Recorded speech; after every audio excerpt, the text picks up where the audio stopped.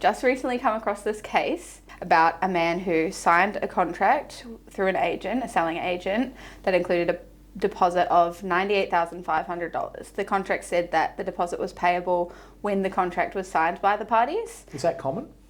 Yeah, that is pretty common. For our clients, we usually recommend at least 2 business days to allow them time to make arrangements to transfer the money, because sometimes their banks will have limits on how much they can pay. Often when you try and make a bank transfer, you might have a $50,000 or $60,000 daily limit. I have $1 million. But mine's $1,000 yeah. because it's based on what you have in there, I think. So that is common, and that's why usually if we get a contract before it is signed, we will recommend at least a 2-day grace period.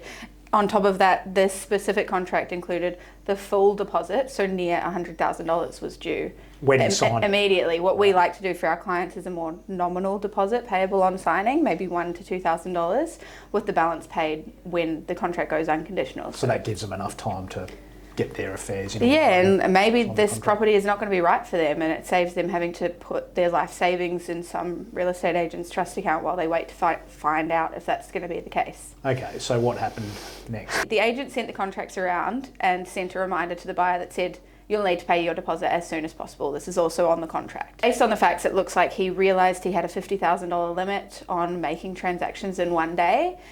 In order to pay more than that, he would have to go into the bank. The agent indicated that he might need to go into the bank. It wasn't until later that evening he wrote to the agent and said the bank was really difficult to deal with. I'll have to make the payments over a few instalments starting tomorrow. So he wrote to the agent. Does the agent act for the seller, or is the agent someone that is allowed to vary the contract? His position was that the agent had ostensible authority to act for the seller. And what did the court say about that?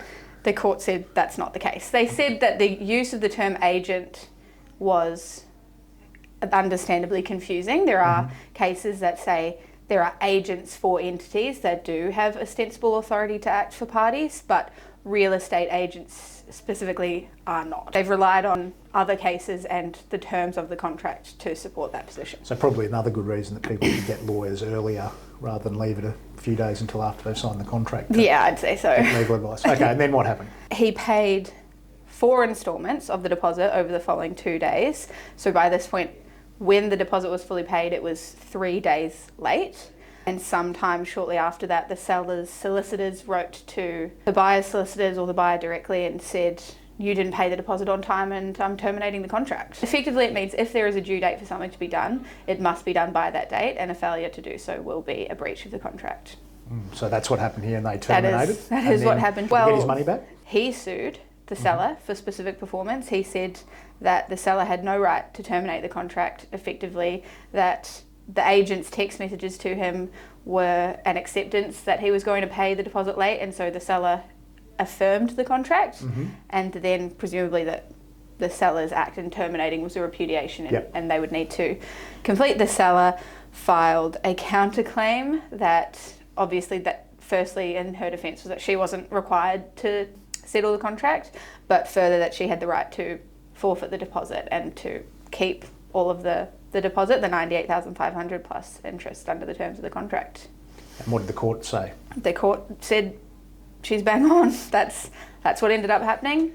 The court accepted the defence, which was the agent not once had ostensible authority to act for the seller, and in any event, most of what the agent said was you need to pay this deposit, and that the contract says the seller can keep the deposit. So for being a day or two late in paying a deposit, this guy's now out of pocket probably $100,000 at plus least, whatever the legal fees were. Yeah, I would say at least obviously the $98,500 plus a nominal amount of interest, and then he's obviously incurred, I would assume, we don't know, he's incurred his own legal fees in that proceeding, plus it seems likely, and when I don't think the cost decision has been made yet, or if it has, it hasn't been published, but it seems likely that he would have to pay the seller's costs as well, or some portion of the seller's costs. Okay, what would you suggest buyers should do to try and avoid these?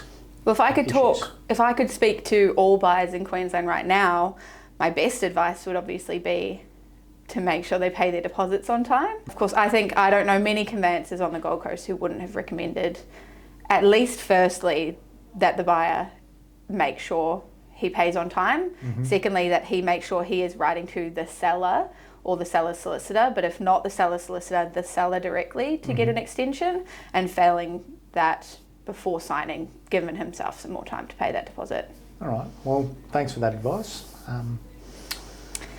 See you later.